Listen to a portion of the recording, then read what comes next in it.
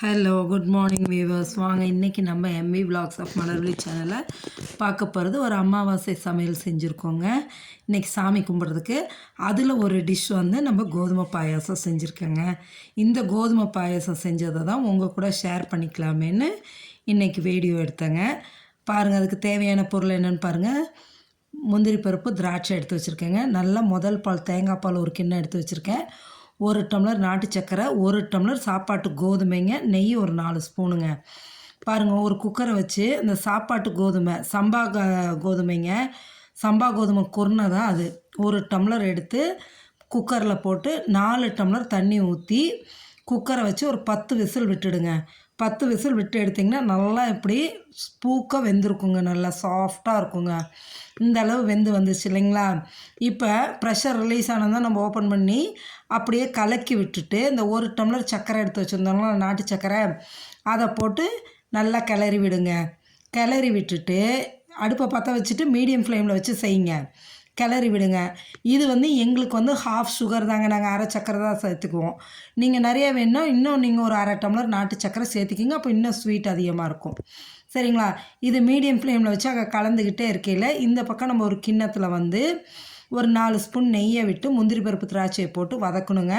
நான் வானல் வைக்காமல் எதுக்கு கிண்ணம் வச்சுருக்கேன்னா, நான் இந்த இதை அப்படியே எடுத்து அந்த கிண்ணத்தில் ட்ரான்ஸ்ஃபர் பண்ணுறதுக்காக தாங்க. இதோட 1 ஸ்பூன் வந்து ஏலக்காய் தூள் போட்டுங்க. இது வந்து ஒயிட் சுகரோடு பொடிச்சு வச்சங்காட்டிக்கு இப்படி இருக்கும். 1 ஸ்பூனை போட்டு அதையும் கிளறி விடுங்க. நல்லா கிளறி விட்டு இந்த நெய்யில் முந்திரி பருப்பு திராட்சை நல்லா வறுத்து எடுங்க.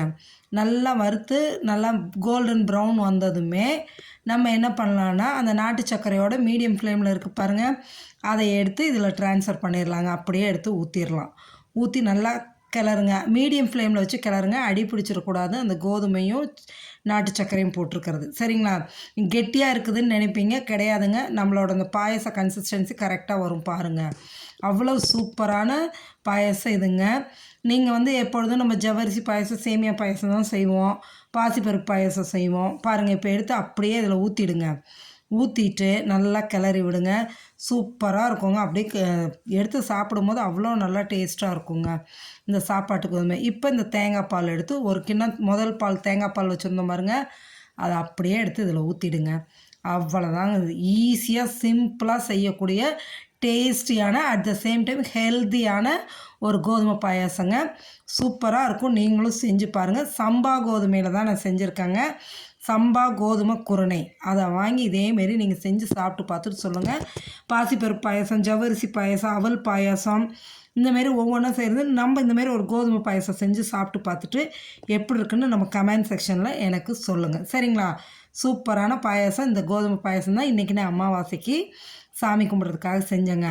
அப்போ தான் எனக்கு சரி இதை நம்ம இன்றைக்கி அப்லோட் பண்ணுவோமே அப்படின்னு உங்கள் கூட இதை ஷேர் பண்ணியிருக்கேங்க. சமையலெல்லாம் ரெடி ஆகிடுச்சுங்க. இனிமேல் நம்ம சாமி கும்பிட வேண்டியது தான். பார்த்திங்களா, எல்லாம் ரெடி ஆகிடுச்சு. இலை போட்டு சாமி கும்பிடணும். பாருங்கள், பாயசம், அப்பளம், பருப்பு வடைங்க, 3 பருப்பு போட்ட வடைங்க, கடலைப்பருப்பு, பாசிப்பருப்பு, உளுத்தம்பருப்பு போட்டு செஞ்ச வடைங்க, கேரட் பீன்ஸ் பொரியலுங்க. எங்கள் வீட்டில் என்ன தவிர மீதி எங்கள் வீட்டில் இருக்க யாருக்கும் தேங்காய் போட்டால் பொரியலில் பிடிக்காதுங்க. அதனால் பொரியலில் தேங்காய் போடாமல் தான் வச்சுருக்கேங்க. சரிங்களா? சாதம் வச்சாச்சுங்க. அடுத்தது பார்த்திங்கன்னா கேரட்டும் பீன்ஸும் ஒரு பொரியல் வச்சுருக்கேங்க. தேங்காய் போடாமல் வச்சாச்சு. இன்றைக்கி போடலான்னு பார்த்தா என் பொண்ணு போடக்கூடாதுன்றுச்சுங்க. அதனால் போடாமல் தேங்காயும் கேரட்டும் பீன்ஸும் பொரியலுங்க. அதுக்கப்புறம் சௌசௌ பாசிப்பருப்பு கூட்டுங்க. அதுவும் சூப்பராக இருக்கும், நல்லா டேஸ்ட்டாக இருக்குங்க. பாசிப்பருப்பும் சௌசவும் போட்டு ஒரு கூட்டு வச்சாச்சுங்க. அடுத்தது பார்த்திங்கன்னா ரசம், நல்லா பருப்பு ரசங்க. சூப்பராக இருக்கும். இந்த பருப்பு ரசம் நெய் போட்டு தாளிச்சிட்டோம்னா அவ்வளோ நல்லாயிருக்கும்.